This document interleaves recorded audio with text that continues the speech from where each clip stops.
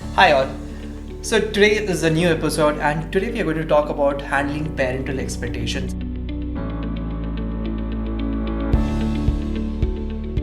And we have Nikhil and Eshwar. So the first question that I have for you is how do you think the Gen Z copes with parental expectations and pressure?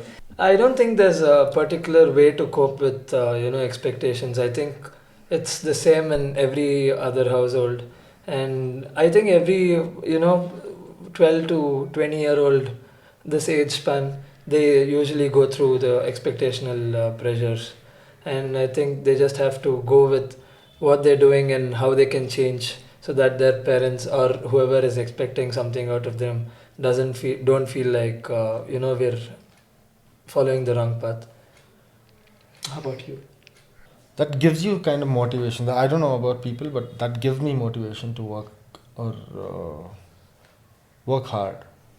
So moving to my second question, that is about millennials often focus on balancing parental expectation with personal goals, but sometimes at the cost of mental health. So do you see Gen Z uh, taking more assertive stand in prioritizing well-being over meeting expectations? See, I think, like I said a little while ago, that the parents have become a little more open-minded.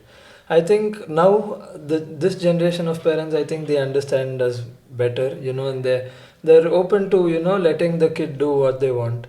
That's what I've been seeing in the past few years, because my parents have been telling me that they couldn't do what they wanted to in life. Like my dad had a different goal but ended up doing something else in life.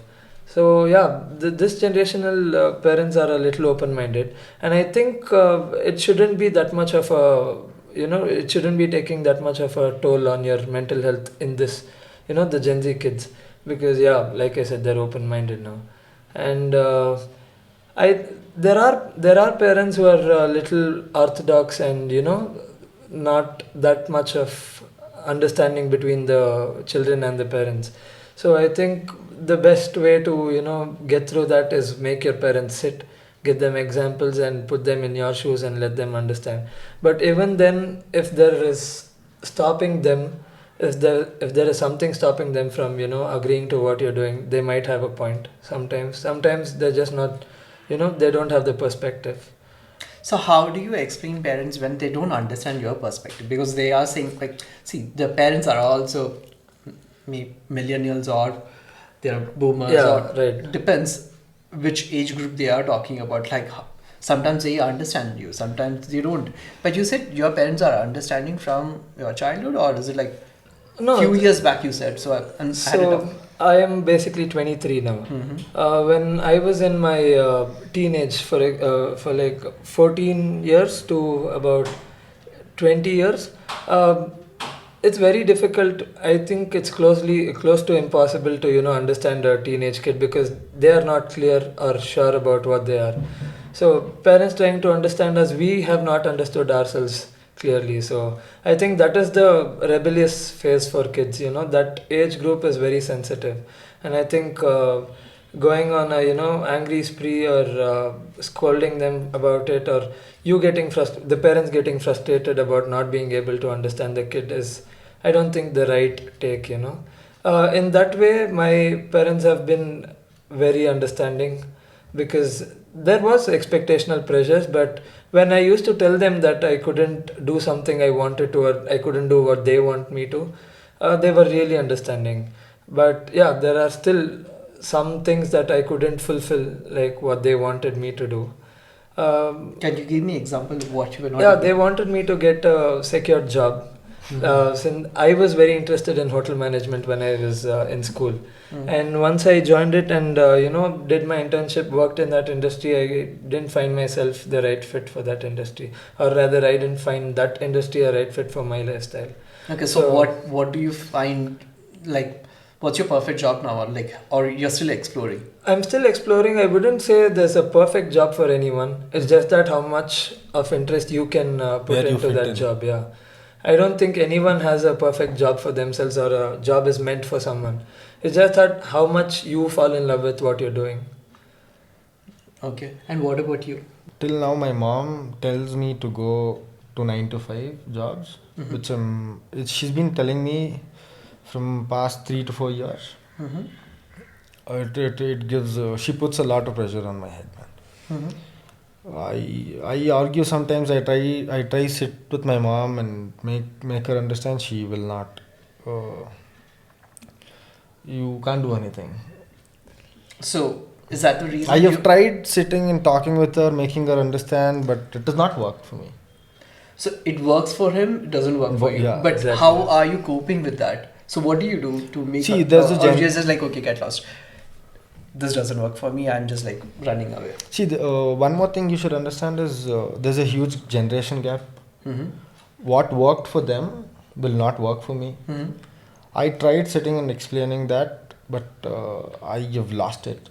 I've lost the will to sit and convince it again, So what do you do now? Like how to cope with it. I have nothing like that. I have no coping mechanisms on that. It's Okay. it's big. I have used to it. I've been used to it. Okay. So you're just like, okay, chale do, like let it go, let it keep Yeah. on So happening. So basically, keep you keep happening, telling, you yeah. keep doing what you have to Yeah. do. That's all. Okay. It's basically like that. It's reached a point where I should ignore. And does that help you mentally? Yeah. Okay. So you are able to sleep at peace in the night. Like, Yeah. Sometimes it triggers me, but you can't help it. so how do you, if it triggers, what do you do? I just sit silent. I don't talk to anybody for a few hours, and then I come back to my normal peace. And in long term, how are you planning to fix this? I think when you're successful in life, that will fix and give them all their answers. See, the define success according to you. Is it like a lot of money, or is it like how? So- how do you think your mom will be happy? She Because you said she expects you to work 9 to 5, but you're not ready to do that. And what is success according to you? for me, According to her, I'm sorry. according to her, Yeah. doing a 9 to 5 is a secured job where you will work for 26 days a month. You get your salary, you have your life insurance and all. That is secure for her. Okay. For me, I don't want to do that. That doesn't give me peace of mind. I don't want to work under somebody.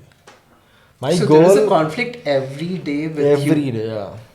So don't you think you need to fix this? Maybe a person who can talk to your mom, or maybe being a mediator and have a conversation. Nobody knows my mom better than me. Okay. So I have tried. I'm trying. So you are the only son. Yeah, I'm the Okay. my sister is there. She's tried convincing my mom. That has not worked. So what does your sister do? She's doing a second PU. Okay. So she is following the footpath of like, okay, like what your mom expects. Huh. Okay. You're So- the rebel. So basically, where this is all coming from is, like you asked me, when are they going to, agree with what you want to do, or when are they going to be happy? See, I feel like since even me and Nikhil, I believe we are exploring what we're doing and not made it in life, like we have not reached our goals. I think the only thing parents want out of us, or want for us, is that us to be happy. They just don't want us to go through what struggles they've gone through. So I think when we reach our success point, where our goals, and we'll be happy, they'll be happy for us. But you are saying your parents are happy. I won't say Like they're- how are they happy? I won't Maybe say they're that happy. insight could be useful for him. I won't say they're happy right now.